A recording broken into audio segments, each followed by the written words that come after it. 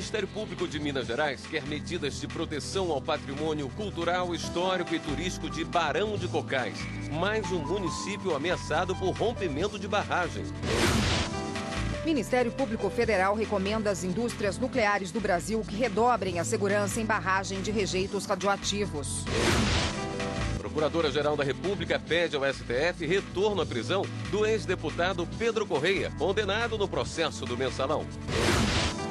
E as ações da Semana Nacional de Prevenção da Gravidez na Adolescência. Para ajudar na prevenção de uma gravidez precoce, foi incluído um artigo no Estatuto da Criança e do Adolescente.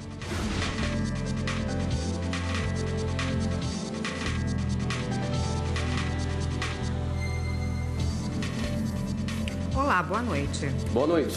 O Ministério Público de Minas Gerais orientou a mineradora Vale que retire todos os bens culturais móveis na área impactada por um possível rompimento da barragem Gongo Soco, em Barão de Cocais, na região central de Minas. Essa madrugada, a companhia deu início a um plano de evacuação do local. Sirenes e sistema de áudio para plano de fuga foram acionados.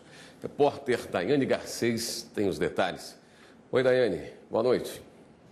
Boa noite, William. Boa noite, Érica, a todos que nos acompanham. Exatamente nesta madrugada, a empresa começou a retirar aproximadamente 500 moradores de comunidades que ficam ali bem perto desta barragem. A ação, a ordem de evacuação, foi uma determinação da Agência Nacional de Mineração, assim que a própria Vale detectou um desnível na estrutura da barragem. Logo depois já acionou o plano de emergência, daí a recomendação da agência. Sobre a recomendação do Ministério Público, o MPF quer que todas as obras culturais elas sejam transportadas, resgatadas, transportadas em total condição de segurança e levadas para locais definidos por órgãos de proteção. Vale ressaltar que a Vale esclareceu que, apesar de todo esse plano de emergência ser colocado em prática, ser acionado o nível 2 de risco, a medida de retirar as pessoas que estavam perto da barragem foi apenas uma decisão preventiva. Outra informação é que a barragem sul, só para lembrar, a barragem sul superior da mina Gongo Soco, ela é uma das 10 barragens inativas da Vale e ela parou de funcionar em 2016. William? Daiane, por falar em MPF, eles pediu uma recomendação para o presidente das indústrias nucleares do Brasil em relação à barragem de rejeitos radioativos, não é isso? Exatamente, William. O Ministério Público Federal recomendou que o presidente das indústrias nucleares do Brasil e o presidente da Comissão de Energia Nuclear tem até o dia 30 de março, repetindo o prazo, 30 de março, para adotar todas as medidas, todas as providências para implementar definitivamente o plano de ação emergencial na barragem de resíduos que fica na unidade de tratamento de minérios em Caldas, no sul do estado de Minas Gerais. O detalhe é que essa barragem de rejeitos ela é cheia de material radioativo. E de onde veio esse material? Ele é proveniente da primeira mina de urânio explorada no Brasil de 1982 até 1995. Portanto, mais de 10 anos de exploração. E depois de toda essa atividade, restaram no local a cava da mina com lama e esses resíduos, também equipamentos, uma fábrica desativada de beneficiamento de minérios e, claro, a própria barragem com milhões de toneladas de resíduos tóxicos e resíduos radioativos, como tório, rádio e também o próprio urânio. Aí vem o detalhe, o problema é que os responsáveis identificaram uma possível falha no sistema extravasor dessa barragem. E há 2 semanas informaram ao Ministério Público que já começaram a adotar as medidas. O problema é que o plano de ação emergencial ainda não foi apresentado. Daí, a recomendação do Ministério Público Federal para que eles adotem até o dia 30 de março deste ano todas as medidas para implementar esse plano. William, Érica. Obrigada, Daiane, pelas informações. E a Procuradora-Geral da República, Raquel Dodge, abriu hoje a reunião do Conselho Superior do Ministério Público Federal com a mensagem de condolências e pesar pelas vítimas das tragédias ocorridas em Brumadinho, Minas Gerais, com o rompimento da barragem, e no Rio de Janeiro, onde fortes chuvas e um incêndio no alojamento da base do Flamengo fizeram mais vítimas. Dodge lamentou a incapacidade do país de prevenir desastres de grandes proporções. Vai alugar um imóvel, seja para morar ou para fins comerciais? Então leia atentamente as regras. Entender os direitos e deveres das duas partes é muito importante. Evita, por exemplo, aceitar cláusulas consideradas abusivas e assumir obrigações não previstas em lei. Ele queria se mudar E não é que conseguiu um apartamento, digamos que sob medida? Tudo parecia sair melhor que a encomenda até a hora de fechar o negócio. Foi quando a imobiliária informou que, além do aluguel, havia uma cobrança mensal de R$ 220. O dinheiro seria para cobrir eventuais serviços de reparos, uma forma de manter o imóvel em perfeitas condições. Matheus não se interessou. O problema é que não se tratava de uma opção. Tinha que pagar uma taxa de serviço, de prestação de serviço, na verdade, no valor de 5% do aluguel. Serviço de reparos e de faxineira. E eu expliquei para a corretora que eu não tinha necessidade daquilo. Outro problema foi com o armário que havia na garagem. Matheus cobrou a entrega por meio de vários e-mails e só recebeu a chave 7 meses depois. Tudo isso deixou o empresário intrigado. Estaria correta a conduta da imobiliária? Vamos por parte. Primeiro, sobre a exigência da cobrança extra para arcar com serviços de reparos. A lei do inquilinato, em vigor desde 1991, é clara, nos artigos 22 e 23, de que a empresa deve entregar o imóvel em condições de uso e o inquilino, ao final do contrato, devolvê-lo nas mesmas condições que entrou. Pela legislação, o proprietário, de forma particular ou por meio da imobiliária, tem o direito de adotar medidas para garantir que o bem seja usado e devolvido sem estragos. Hoje, há várias formas de fazer isso. É importante entender que o contrato de locação em si não representa a relação de consumo. Mas, ao haver uma oferta de serviço, neste caso, para realizar reparos, a situação muda. E aí, condicionar um contrato à assinatura de outro é ilegal. Pode ser vista como venda casada, a ser questionada administrativamente ou na justiça. Já com relação ao fato de Matheus não ter recebido a chave do armário quando se mudou, ele pode pedir o abatimento ou ressarcimento do valor referente ao período que não utilizou o compartimento. A única resposta que eu obtive deles foi falando que o proprietário estava usando o espaço e que não tinha previsão de entrega. Mas só depois que eu entrei no Reclame Aqui e relatei o caso que eles resolveram. O contrato serve para deixar registrados, principalmente, direitos e deveres. Tudo de uma maneira equilibrada, sem privilégios. Afinal de contas, todo negócio tem que ser bom e juridicamente correto para os dois lados.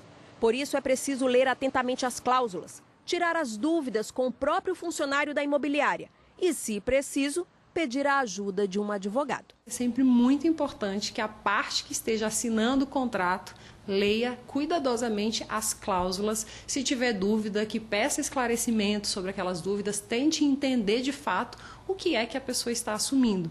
Porque nem todas as cláusulas são abusivas, tem algumas cláusulas que são de livre ajuste entre as partes. Peritos do Instituto de Criminalística Carlos Éboli estão fazendo perícia no alojamento do Centro de Treinamento do Flamengo, que pegou fogo no fim da madrugada desta sexta-feira. A suspeita de que tenha ocorrido curto-circuito no ar-condicionado. Não há data para que saia a avaliação final das causas da tragédia. Ao todo, 10 pessoas morreram e outros 3 atletas ficaram feridos. Um deles em estado grave. Segundo a assessoria do Corpo de Bombeiros, o CT, conhecido como Ninho do Urubu, ainda não possuía documentação definitiva dos bombeiros. De acordo com a assessoria de comunicação da corporação, o local está em processo de regularização de documentos junto ao órgão, o que significa que ainda não possui o certificado de aprovação.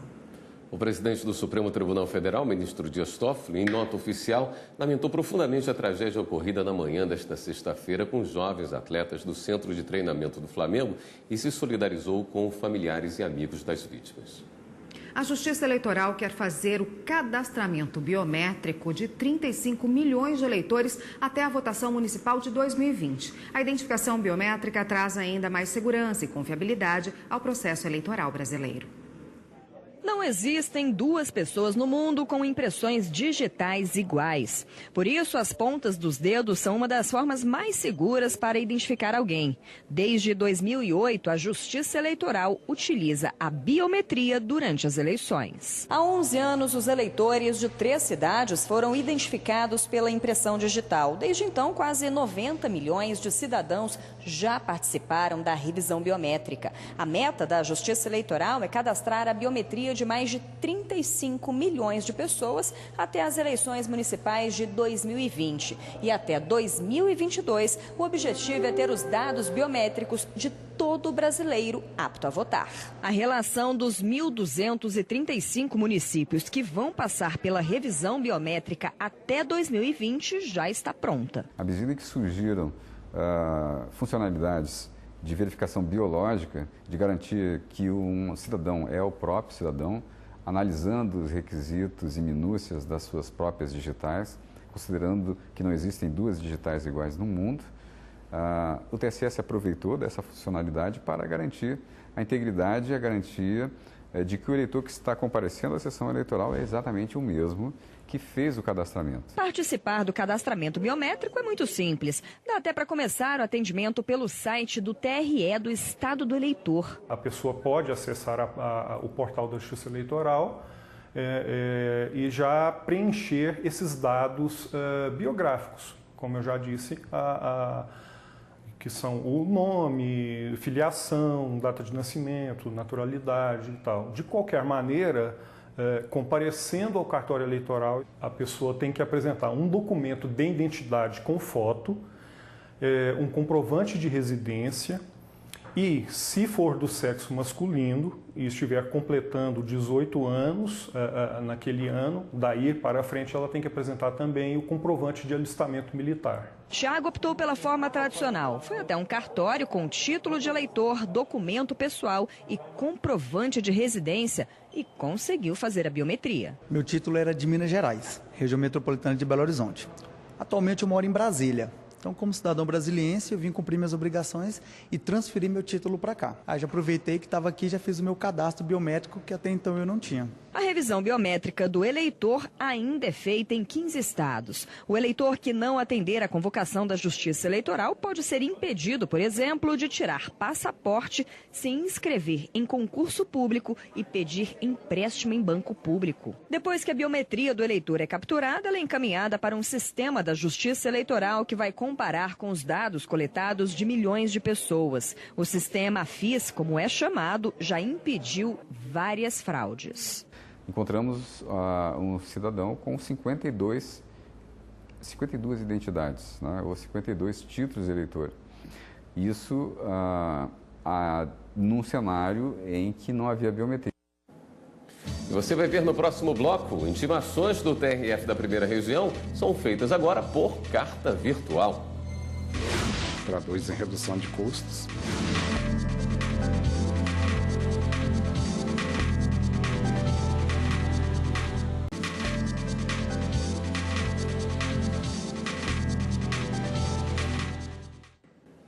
A Procuradora-Geral da República, Raquel Dodge, encaminhou ao Supremo Tribunal Federal um pedido para que o ex-deputado federal Pedro Correia volte ao presídio para cumprir o restante da pena imposta a ele no julgamento do Mensalão.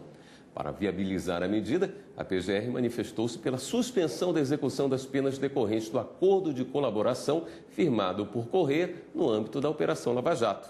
A manifestação foi enviada ao ministro Roberto Barroso, que é o relator da execução da pena do Mensalão. Caberá a ele decidir como Pedro Correia deverá cumprir as duas sanções. Só no caso do Mensalão, a pena foi de 7 anos e 2 meses, inicialmente em regime semiaberto. O Hospital especializado no tratamento de saúde mental e dependência química na Bahia mantém portas abertas por meio da conciliação feita no TRT do Estado. A atual administração do Núcleo de Saúde e Assistência Hospitalar repactuou o acordo global no TRT da Bahia para pagar as ações trabalhistas do antigo grupo, que envolvia outros 2 hospitais. Se não fosse o juízo de conciliação, se não fosse esse acordo que firmamos naquela oportunidade, aqui nesse juízo, nós não teríamos cumprido essa função social, não teríamos feito o que é mais importante, que é atender a população e também honrar o pagamento dos processos. Conhecido como Espaço Bom Viver, o Núcleo de Saúde fica localizado no bairro IAPI, em Salvador. E há 22 anos trata pessoas com transtornos mentais e dependentes químicos. Aqui trabalham mais de 184 funcionários e são atendidos, em média, 15 mil pacientes por ano. No total, foram 348 processos ajuizados desde 2010, resultando em mais de 11 milhões de reais. De lá para cá, já foram totalmente quitadas 225 ações. E a perspectiva é que nos próximos 4 anos, a entidade zere as dívidas trabalhistas. Os valores são repassados diretamente ao TRT5, como relata o juiz conciliador Murilo Sampaio. E nesse acordo, nós já descontamos junto aos planos de saúde 20% do faturamento do núcleo. É um número bastante considerável. Então, 20% de toda a receita que eles recebem, a gente já bloqueia, digamos assim, direto na origem. E com este valor, a gente quita os processos trabalhistas. Este advogado representa cerca de 50 processos nesta ação e cita a ordem de pagamento prevista em lei. Tem a superidade, as pessoas acima de 80 anos, posteriormente, pessoas com mais de 60 anos, por fim, deficientes. Boa parte já são idosos, alguns também possuem uma doença grave. Para o acordo, houve um desconto no valor que os trabalhadores têm a receber. Isso faz com que cada processo cada credor dê uma parcela suporte uma parcela de sacrifício proporcional ao crédito que tem para receber e, desta forma, todos caibam dentro da programação de pagamento e dentro da capacidade de enfrentamento e de pagamento da empresa. A advogada Silvânia relata a importância da sobrevivência desta empresa.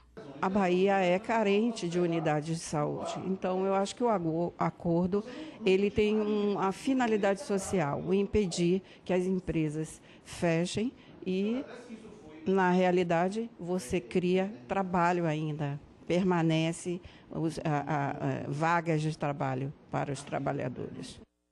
Agora, as notificações e intimações para os envolvidos nos processos serão feitos por um sistema de carta virtual do Tribunal Regional da Primeira Região. O TRF implementou um software dos Correios que gera economia de papel e de tempo na tramitação processual. Desde o final de novembro de 2018, as coordenadorias das 7ª e 8ª turmas do TRF da Primeira Região utilizam o sistema de postagem eletrônica SPE Escritório, um software da empresa de Correios e Telégrafos que deixou mais dinâmico o procedimento de comunicação dos atos processuais. Agora, notificações e intimações sobre informações do processo são feitas de forma eletrônica. O diretor da 8ª turma, Jesus Narvaez, lista os benefícios do sistema. Além dessa parte ecológica, da sustentabilidade, né, que está se economizando bastante papel, né, e do lado orçamentário do tribunal também, né, porque traduz em redução de custos, né, e a questão da celeridade, né? Antes da implantação do sistema, também conhecido como carta via internet, uma comunicação processual demorava pelo menos 4 dias para ser concluída. Hoje, com um simples acesso, o servidor realiza esse serviço. Menos mão de obra, né? Porque um servidor cadastrado ele já vai direto no sistema e faz ali a digitação em cerca de 3, 4 minutos ele resolve tudo isso. Antes disso, nós utilizávamos o sistema CIREC, né, que tem que expedir uma correspondência, tem que envelopar, tem que endereçar essa correspondência, imprimir etiqueta, selar o envelope, fazer uma guia dessa correspondência, encaminhar para a DICAD, entende? Aí, a DICAD depois é que vai fazer chegar aos Correios. Depois de fazer a comunicação determinada pelo servidor no sistema, os Correios enviam de forma automática um aviso de recebimento anexado ao processo para fins de comprovação de que a comunicação foi feita. Desde a implantação do SPE Escritório, pelo menos 100 pedidos de comunicação foram expedidos, mas a expectativa é que sejam feitos 150 pedidos por mês, gerando uma economia da mesma quantidade de envelopes, etiquetas e ofícios. Por enquanto, apenas a 7ª e a 8ª turmas estão usando o sistema, mas a ideia é expandir para todos os órgãos julgadores do tribunal. E no próximo bloco, as ações da Semana Nacional de Prevenção da Gravidez na Adolescência. No momento eu estou desempregada e aqui é uma instituição que eles me apoiaram muito.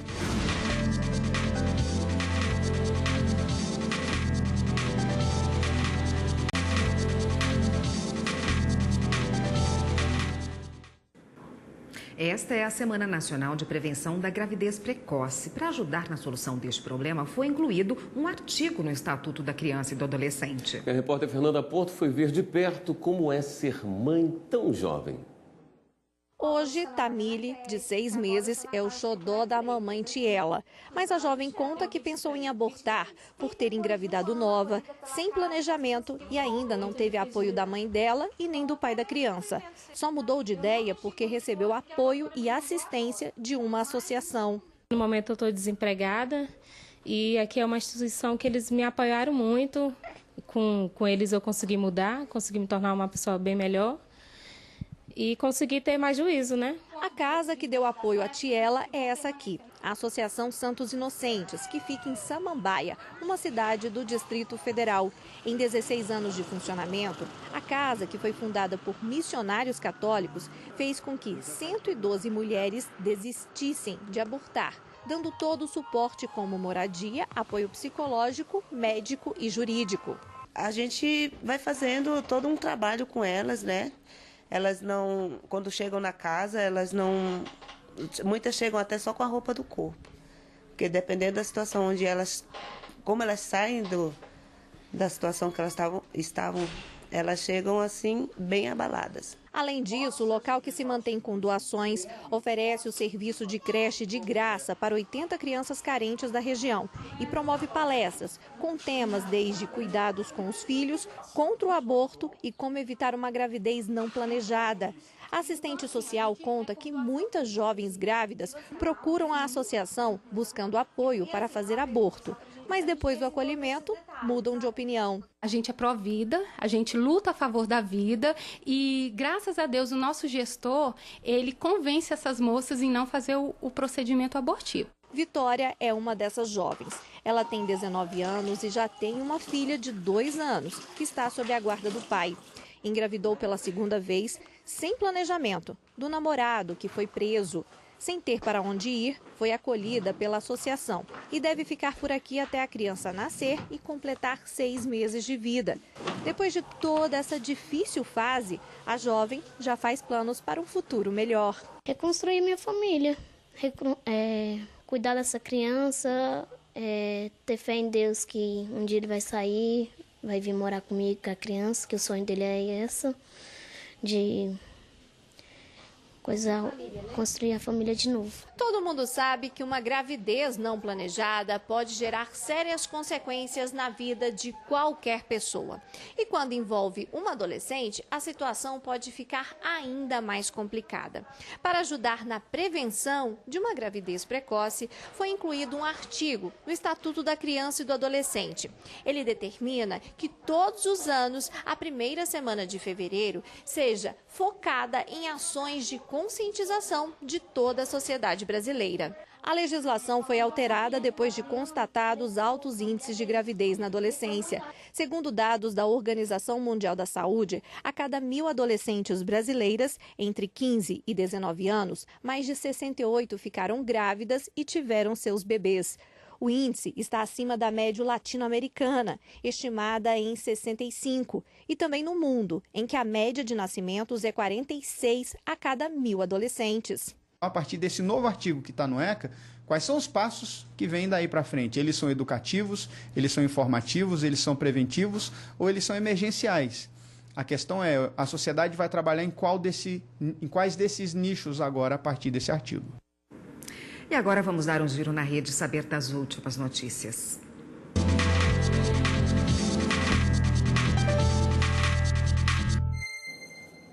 Vamos então à redação do Jornal da Justiça falar com a repórter Carla Lucena, que tem as novidades para a gente. Oi, Carla, boa noite. Oi, William, boa noite para você, boa noite a todos. Vamos então ao giro de hoje começar com uma notícia sobre o médium João de Deus. O ministro do Superior Tribunal de Justiça, Nefe Cordeiro, negou o pedido de liminar para a prisão domiciliar do médium. A defesa entrou com esse pedido por causa do estado de saúde de João de Deus. O ministro destacou que o STJ já havia determinado que a Justiça de Goiás esclarecesse a real situação de saúde de João de Deus e a possibilidade dele ser atendido no presídio. Algumas informações chegaram ao tribunal, mas o ministro relator do caso considerou que é melhor aguardar outros esclarecimentos antes de enviar o processo ao Ministério Público. E o Conselho de Administração do Tribunal Regional Federal da 4ª Região nomeou hoje o novo juiz que vai ficar à frente dos processos da Lava Jato na 13ª Vara Federal em Curitiba. Luiz Antônio Bonatti, de 64 anos, atua como juiz federal desde 1993. O critério de escolha foi o tempo de serviço. O magistrado vai ocupar a vaga deixada pelo ex-juiz Sérgio Moro e deve começar os trabalhos no começo de março.